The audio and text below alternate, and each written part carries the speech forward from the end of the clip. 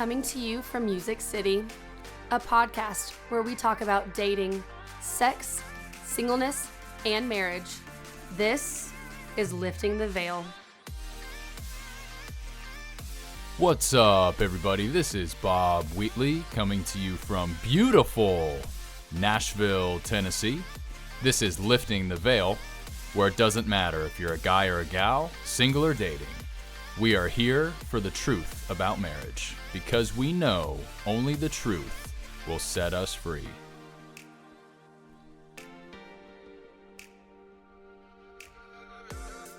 Welcome into the show, everybody. We got another great conversation planned for you today. In this week's episode, I sat down with Sam Kelly. Sam is the co-host of the nationally syndicated radio show Scott and Sam, which airs nationwide on the Fish Christian radio stations. I met Sam in a pretty unique way. I was just a listener, cruising around in my car in Southern California years ago. And one morning she came on the air and she said she was sick and tired of eating these awful protein bars for breakfast. And I happened to be running a protein bar business at the time, so I sent her some of our awful protein bars for breakfast and wrote her a note, and somehow, some way, she found it in her heart to get back to me, and that was how we became friends.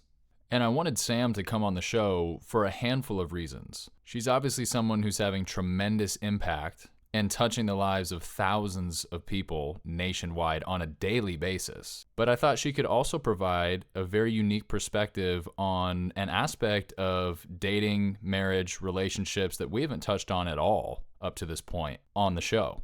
And that is the dynamic of race. It plays a huge role in society. It plays a huge role in relationships. And Sam is a white woman married to a black man. So I wanted to ask Sam what her experience has been. What is it like to be in an interracial marriage today? What are the blessings? What are the challenges? Is it everything that she expected going into it? What has caught her off guard? And most importantly, what can we learn from her experience? And I thought it was a great conversation. I'm looking forward to sharing it with you. It took twists and turns that I was not expecting. But I think there's a lot of good stuff here, so let's not waste any more time. Let's just get right to it. Let's go have a chat with Sam. Okay, so I am sitting here with Sam Kelly. Sam is the co-host of the nationally syndicated radio show Scott and Sam. She also has a solo radio show that airs in Austin, Los Angeles, and Vancouver, BC. She is a believer, a wife, and a mother. Sam Kelly, thanks for coming on the show. Thank you for letting me come. This is fun. Yeah, definitely.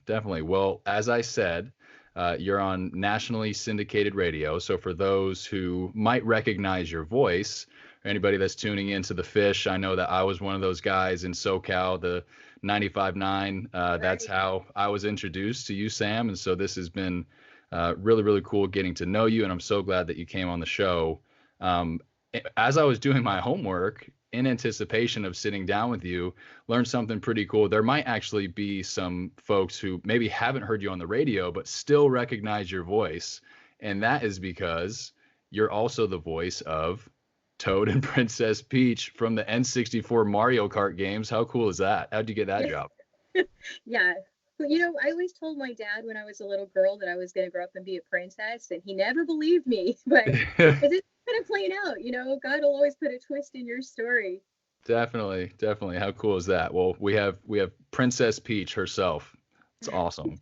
Well, before we get into the conversation, I'd love to just give you a couple minutes. I'll give you the floor just to share a bit about you. We know what you're doing for work now, but how did you get there? Take us to childhood and up until today. Who is Sam Kelly? I was raised in a military family. And so, you and I were talking about that a little earlier, how in that kind of an upbringing, you move every couple of years, and just painfully shy, like seriously couldn't speak. I couldn't even speak to my teachers in school.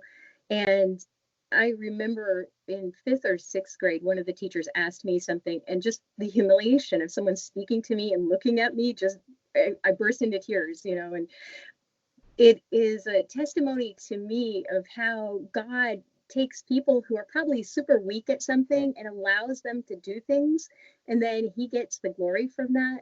because it was one of those things where when I had a friend who was doing radio, and he said, if you ever want to just try an hour of my show, he was at overnight, so nobody listened to it.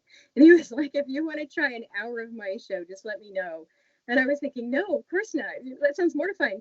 But for whatever reason, I did it. And the minute I did it, I found I was able to talk. And I thought, this is really strange, And then I got hired. The guy who owned the radio station heard it and hired me. And ever since then, every time I talk, and it seems like it would be impossible that I could, that's God doing that. And that's just been the fun of when you let God push through some of your own weaknesses and some of the things you have, that you get to see really a cool story. And not just with radio or with what you do, but anything. I mean, like you and I were talking earlier too about relationship and the things that you think are going to be one way, and then they're totally different. For me, I was working at a radio station, and it's a Christian radio station, and my husband, he wasn't my husband yet, his name is Carlos, and he was working in the sales department for this radio station. So we knew each other, but I was married at the time. I'd gotten married out of college, and I had done it badly because I wasn't raised in a Christian family, but we had really strong values. And so I never had slept with anybody, but I had sex with this guy. And then I didn't know what to do with that. So I married him, and that's not necessarily the best way to start things off. And so this marriage just ended in a huge disaster and a broken mess. And I was working at a Christian radio station. I wasn't even sure if I was going to be fired or not, I was a fairly new Christian. And to walk through that mess in a Christian environment with a family around you. One of those was Carlos, who, he had done a really messy job with his life as well. And it's just incredible to me. Like, okay, here's the first date that Carlos and I ever had as coworkers. He said, would you be interested in going to lunch with me? And I said, all right, yes, I would. Sat down, and he goes, all right, here's how I screwed up. I have kids that I had when I was in college because I didn't do it right. I'm financially kind of in a disaster right now. And he laid out just, it was awful. And I sat there, with my little perfect resume, just like, oh, this is horrific. And then at the end of it, he goes, so would you ever want to go out with me? After learning all this. Yeah, but I don't know why my mouth said it, but I was like, okay. And I was thinking, well, who knows? I don't know. There's a lot of stuff I don't know. But it's that plot twist that God does where you go, well, I didn't see that coming. And just the messiness of life and being willing to let God write this story. I think that's the thing that makes me happiest when I look back over even the yucky stuff and even the hard things, is when you've got God writing it, it's going to turn out just fine. In fact, better than fine. Mm-hmm. Well, that's certainly been your story. I know in the conversations that we've had offline here, you seem very happy, which is just so cool for me to hear and be able to just understand how you got there. You talked about Carlos, just to share a bit about him. Comes from an athletic family. For those of you who don't know you, Sam, you're a white gal. Carlos is a black man. And so what I wanted to discuss with you today is just that dynamic. We've talked about a lot of things when it comes to dating, sex, marriage. One thing that we haven't even touched on is the dynamic of race. And so I'd like to just ask you, as someone who is in an interracial marriage and loving life, what is that dynamic like? I'm curious, if you could, will you just compare your perspective before marriage to your perspective after marriage? What did you think it was going to be like to enter an interracial marriage? And now that you're on the other side, where were you right? Where were you wrong? Well, probably like anybody who, when you're first getting married, you think that what you're going to do after you get married is you're just going to have sex all the time. You're going to go out to dinner. You're going to just talk about really fascinating things, and it's going to be amazing. That's the idea that probably most of us have. And if once we grow up, you're like, well, it's not always like that exactly. My husband is incredibly smart. So he's not only athletic, but he's also an analytical mind. And so The second week we were dating, he shows up with all these books. He's got a stack of books. He's got His Needs, Her Needs, Love and Respect, The 5 Love Languages, Saving Your Marriage Before It Starts. There were probably some other ones. And there were workbooks. Here's your homework. Like, are you kidding me? And the thing that what we both had was that we had both done it wrong. And that was his heart saying, I want to do this right. The way I can think of to do it right is to really research this. And okay, that's a little extreme, but it's kind of awesome. And what he told me, and I think this is great, is that even if we finish all these books and we finish doing all of this work together and we discover that we're not the ones for each other, at least we're going to be really great spouses for whoever God does send. Mm-hmm. And it was that willingness that he had that let me know he's probably going to be a pretty great person to be in relationship with or to just be friends with. You don't know. And that faith element was really important. So race aside, I think if you have a common faith, you have something that is larger than anything culturally. It's larger than anything that comes at you from outside. And that's the thing that you hold on to when things get a little strange. And they're going to be any relationship, there's going to be differences and things that you go, well, I didn't know that. I didn't know it would be like that.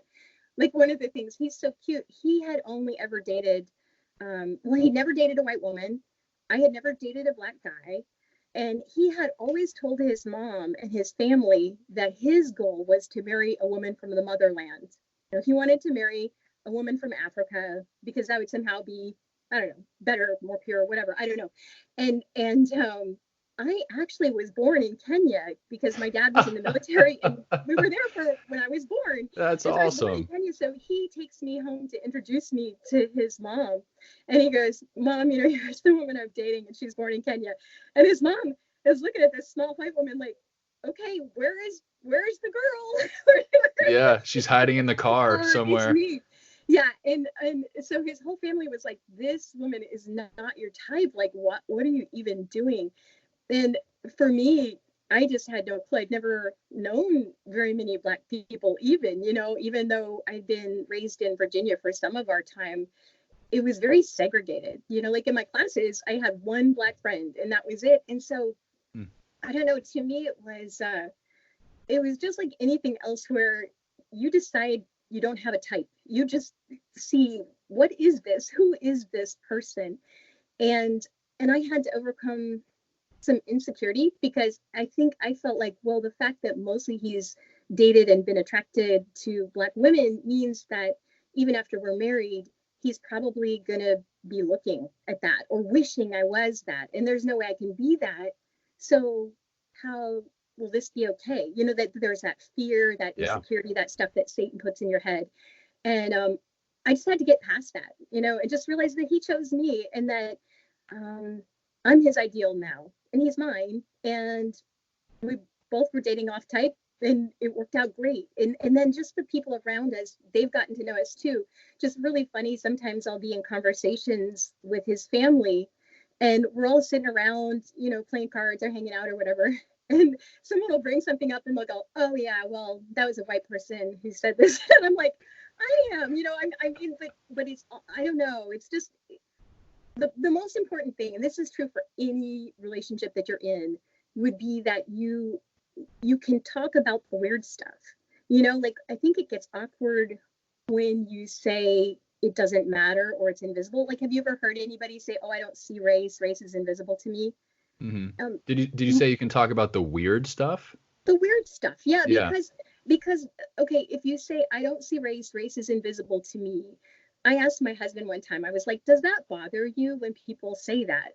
And he said, yes. I find it kind of offensive. And I'm like, really? You find that offensive? Because when a white person says that, what we're trying to do is go, hey, I like you. You're my friend. I think you're great. And he said, no, what it is, and Bob, this might be like, you as an athlete. If somebody told you, yeah, I play baseball or yeah, I train, and everything in you would say, yeah, you do, but not to the extent that you've paid a high price to get where you are and to achieve the level that you've achieved, and to say, it sort of minimizes it. And I think that's what Carlos was saying, is that when you say, well, I just don't see race, it's like, hey, there's prejudice everywhere. And I see it, now that I'm married to him, I experience it and we see it. And it's to minimize that somehow minimizes the effort and the pain that has gone into being who he is. And so I've learned a lot. One of the things I said to him that I'm so embarrassed that I said when we first started dating, it was kind of arrogant. I said, there's prejudice everywhere. I'm a woman, and when I go on a job interview, or people are gonna. I've experienced sexism or prejudice, and to say that to him now that I've been with him, it's like on a whole different level. If you're Black, it's a whole different level. I don't get scared if I get stopped with a traffic stop. I don't. There's things that you deal with that you go, that's not even a thing. And for me to say, well, I've experienced that, we don't. So I think I've learned so much from him about that, and still don't know. Yeah. As far as the support around you when you were dating, we could call it friends or family, did you feel supported? And then today, how has that support changed, if at all? We definitely felt supported. I mean, both of us did, because we were in a Christian environment and all of our friends were the same. They were all white for the most part, and Carlos was a part of that. And so it was one of those things where it's like this: if you date a coworker, you probably don't announce that right away, because you want to make sure that it's going to work out before you share with everybody at work. Sure. And he told me, he said, because I was on the air and he was not, he said, if this goes wrong, I'm going to be the one who has to quit my job. It's not going to be you. And I said, you're right. And he knew it. So he took a risk. But we were trying to be careful with our friends' hearts. We didn't want them to invest in us, and then if it wasn't something that went forward, we didn't want them to be mad at one or both of us. And so we waited about a year as we dated, and then we came out at a Christmas party. We showed up holding hands and freaked out every single person we worked with. They were like, no. But it was funny. They did not expect it. And I think now there's just, we're so connected. I think no one would expect to see one of us without the other one.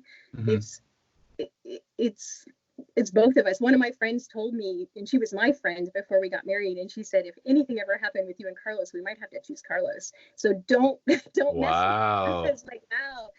So we're super supported, but also we live in a place, like we live in Seattle. So it's very race neutral. And I think if you live in other places geographically, sometimes you have a whole different experience. And I can't exactly speak to that.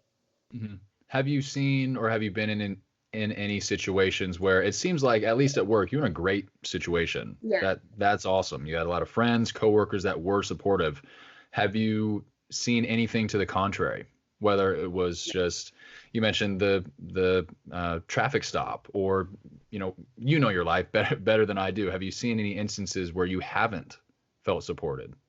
Yeah, definitely. I mean, it was when we first started dating, just the smallest thing. We were in an auto parts store. We were standing in line, and the guy who was waiting on people was white, and all the people in the line were white, and we were right there, and he just ignored us. And because I was with Carlos, he ignored me too. And I went, oh, that's what that feels like.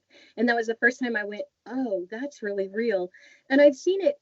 It's just scarier. We live in a really nice, it's a white neighborhood, and we have a teenage son. He's 18. He just shipped off to the Navy, so he's in boot camp right now.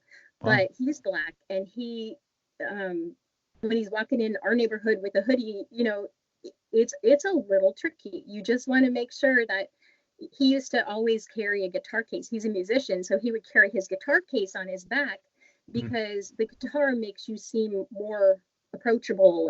But who should have to think of that kind of thing? You shouldn't have to think of, hey, I'm holding up a white flag, I'm okay, don't think I'm doing something I shouldn't be doing. I live here, and that breaks my heart. But My hopefulness, because, in some of the youth groups that we talk to, um, now young people, I don't think they see it as much. This might be an older generation thing. It might be a cultural thing that I hope is leaving more so, still exists, but that this younger generation, I think they're just more accepting and I love that. I love that. Hmm. I hope that because our daughter Zoe, so we have two things with her. So she's half black and she's half white. She also has special needs. She has Down syndrome. Hmm. So um, my hope for her is that when she becomes a teenager, that we'll have a whole different way of looking at people. And I know that's just a dream, but it's something that I think we see a closer version of that now than we certainly did 5 years ago, 10 years ago. So how do you guys collectively, you, Carlos, your 18-year-old son, how do you guys navigate? I mean, that's hatred. The evil that you're afraid of that forces him to carry his guitar so that he can be safe. That is evil. That's hatred. How do you navigate that part of the world versus just listening to what God says about you? How do you keep some of the negatives out and say, well, that's not me. That's just what the world is saying, versus listening to what God actually says about you? What does that look like in your life? I think the more you can have conversation with people who don't agree with you and do it in a way that is full of love and full of civility, then you're shining the light. And that's what we're here to do. And so that's what we've always told our son. And that's what we live out in our life is we're here to love first because Jesus told us to, and we're here to shine the light. And that means if there's someone and you hear hate, you see hate, instead of running away from it or building up hate around you for it, you walk in and you embrace it. And if Jesus is with you, I mean, there's nothing that can harm you, in that way. But it's something that I think when you lead with love and you can talk about things, Carlos really taught me that because he would talk with people who politically or culturally or totally on a different side of things than he was, and he would still just enjoy the conversation so much, and you just see the joy in his spirit for being able to have discourse with somebody and speak in a way that and I come from a very rigid background. It's like there's right, there's wrong, and you're gonna fight to the death politically or whatever, and it's beautiful to see what happens when you can talk about it, and maybe you don't agree, but you end up really you both end up learning, and you end up demonstrating what fellowship looks like. I think there's bigger things to God's heart, than where we stand politically, and to be able to live like that, it's really solid ground. And I think you leave a swath of, that's ministry. You leave a swath of health and healing behind you when you can do that. And that's what I've witnessed Carlos do. It's what I've tried to do, and hopefully our son, as he grows, and I'm thinking of him in the military, that he'll represent that as well. Yeah, definitely. Well, you talk about having a willingness to be around people that you don't agree with or maybe don't look like or don't sound like, and obviously that's your everyday life. I'm sure as as time has gone on, you and Carlos have started to blend together, and that your rigidness, right, has Yeah. he's made things a little softer and things like that. But not considering Carlos personally, would you recommend an interracial marriage to somebody? What have been the blessings in it? What have been the challenges in it? The blessings is that I think God uses marriage, and we were talking earlier about. I mean, you and I were the same. Like I wanted to be married so bad, and I was like, this is going to complete me, and this is so important. And the blessings of marriage is not that it completes you or that the other person does all the stuff that matches what you need. It's that God uses marriage to change us, to change you, and Carlos has done more just in my life than any other human being. God's used him to change me. And so yeah, I mean, I think you look to Holy Spirit for who am I supposed to say yes to? I don't think there's just one. I think there's more than one that would work well for most people. But um, if your faith aligns and God says yes, race shouldn't come into that at all, because God's going to work it out. And he's changed me so much. I used to think that I could control things, even, that you can control, well, it should be this way, so it'll go this way. No, it probably won't. It's going to be messy. And how do you embrace the messiness and let it change you and thank God for it and not be angry because it's uncomfortable? Yeah.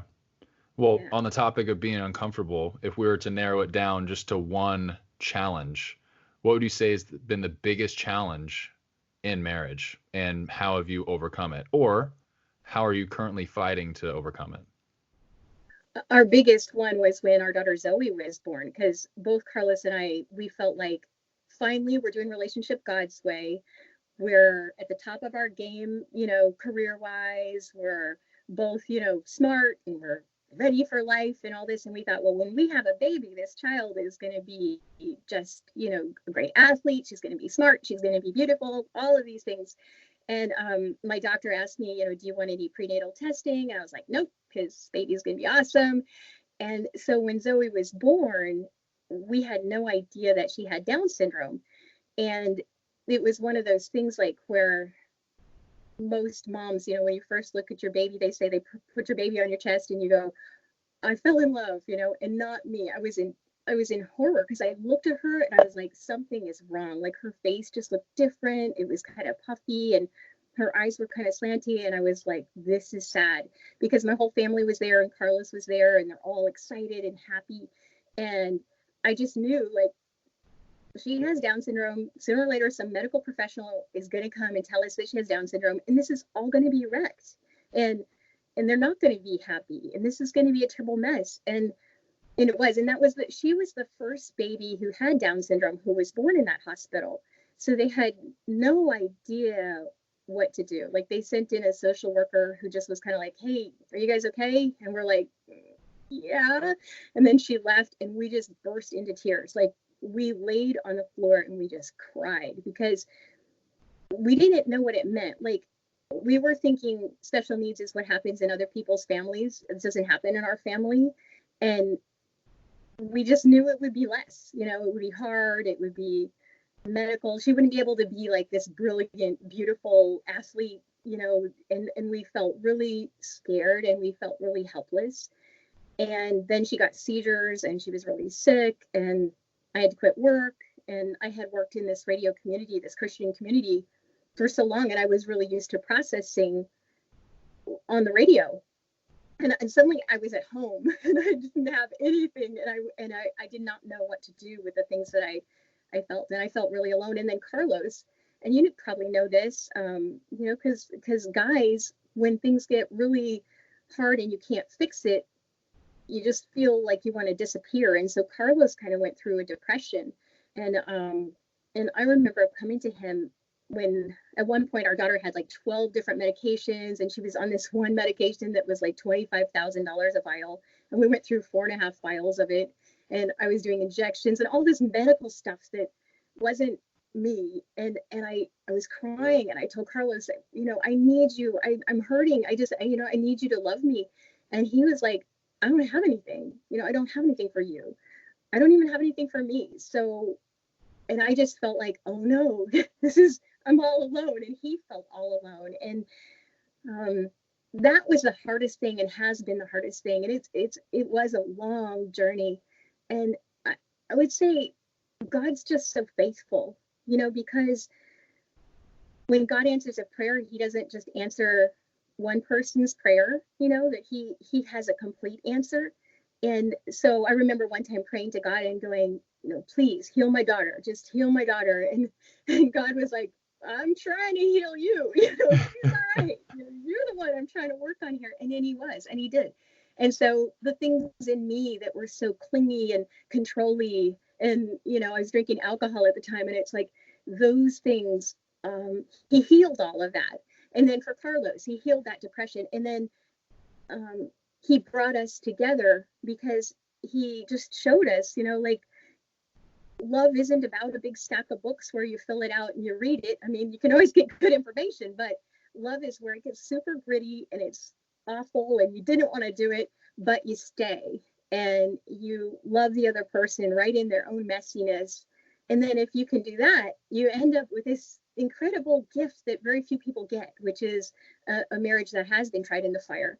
And I believe that's what God has given Carlos and me, across race, across challenges that we've had, and even across our own sinful natures, God has been faithful. And that's when we get to hold up the beautiful bouquet of marriage and go, and we get to still work on it, So I'm excited to grow old with this man, and that we get a chance to, because nobody left. We stayed in. Yeah, definitely. Well, I just can tell by, that story how down you were at the time, just how trying it must have been. And now I wish they could see, your face as you're telling the tail end of that story. Obviously, it's not over, but I see the peace, I see the freedom, I see the joy in you. And do you feel like those are the things that God ultimately gave you from that fire, or what did you take? Not that you're maybe out of it, but it seems like you're close. Yeah, it's amazing. I mean, our daughter is the greatest gift that God has given us, and we both agree. So that was something that we thought was insane. Like when we first had Zoe, and you'd hear all these moms and dads on social media, and they'd go, wow, my child has Down syndrome. If I could give them the right number of chromosomes so they would be a typical child, I wouldn't do it. And I was just like, are you crazy? Because if I could change the chromosome number here and she could have a typical life, I would do it in an instant. Like, are you insane? And the really fun part is that now we recognize the special gift that Down syndrome is in our family. And we wouldn't change it. Like, we like her too much. She's so beautiful. And her faith and she's radiant. She's shines so brightly, and she's just full of joy. And I imagine that God, when he saw us crying on the hospital floor and we were so depressed and discouraged, and I think God was thinking, I can't wait till they really see what I've done here. It's going to be awesome when they see it. But he had so much grace for us because he waited for us to see it, and it took a while. But now that we see it, oh man, we wouldn't change a thing. We love our family. We love our little girl, and her ministry grows. She can reach people that nobody can reach because of who she is. So I thank God that it's messy, and that the answer is always good if we're patient. That's awesome. Well, Sam, I know we're coming up on time here. This has been so great. There's been a lot here, but I just want to ask you one last question before we sign off. If you were to have a minute, 60 seconds with a younger version of you, based off of what you know now in the world of dating, marriage, parenthood, all these things that we've unpacked, you had 60 seconds. What is the most important thing that you would want a younger you to know? Don't go for that first guy. No, go for Carlos. He's going to be worth it. I think what I would tell myself is, it's going to be hard, and it's going to be worth it. You think about the times where you've grown closest to God, and it's always when something probably was happening in your life that you really didn't like. And I like Psalm 126, where it says, those who sow in tears will reap in shouts of joy. And I think about all the things we go through, and the fact that if you're willing and you trust God, that in the end, you end up with something that's better than you could have had before. So I would just tell her, it's going to get messy. Don't check it off your list just because it got messy. It's going to be worth it. Mm-hmm. Well, I'm so glad that you have made it through the mess, or at least you're willing to face the messes. They just keep coming, but so glad that you're now at that place where it's worth it. And you're definitely somebody that we all can learn from and look up to in that regard, because we all have our stuff. We all have our messes. So I just want to thank you again. I know you're very busy. And so just want to thank you for coming on. This has been so awesome. Thanks again. Thank you. Thank you, Bob. Yeah, absolutely. Well, there you have it, folks. Thanks again to Sam Kelly for spending the time to come on the show. I'm not afraid to insert a shameless plug. Go ahead and give her a listen, guys. If you're in SoCal, tune into that 95.9 and catch her on the morning show on The Fish. But I just love some of the things that she shared with us. If there's anything that I've learned over the last couple weeks sitting down with the various people that we've listened to, it's that God does use marriage to change us. It's not always this utopia where everything is already perfect and we don't have to change at all. And so hearing how God has used Sam's marriage and Sam's life, the circumstances that she's had to walk through to change her for the better, was just so cool to hear. And the lessons that she's learned even from her husband, Carlos. Talk about having a willingness to be around people that don't look like you or don't think like you, and not shying away from that or being afraid of that. No, but actually welcoming that and realizing that by taking in different perspectives can actually make you more of the person that you're supposed to be. If you're anything like me, you've probably heard it a million times that opposites attract. Maybe that's what God has in mind. Maybe he wants to bring somebody into your life that is so different from you, that he or she is going to help you to become more of the person that you were always made to be by challenging you, by helping you to think differently, by helping you to grow. And I think Sam Kelly and her family is a perfect example of that. It says in the word that man looks at the outward appearance, but the Lord looks at the heart. So even though we live in a world that tells us appearance is everything, maybe it's time we say no to the world and yes to God, and follow the example of people like Sam.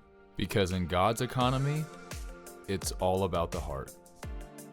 Thanks again to all of you who continue to tune in. If you haven't done so already, be sure to click subscribe so that you can stay up to date with the conversation. We have another great episode lined up for you next week. Looking forward to sharing that with you. And thanks again to all of those who have left us a review or shot me an email. It's been really, really cool to hear your feedback on the show. That's much appreciated. But that's going to do it for us here this week. It's time for me to sign off. And until next time, this has been Lifting the Veil. God bless everybody.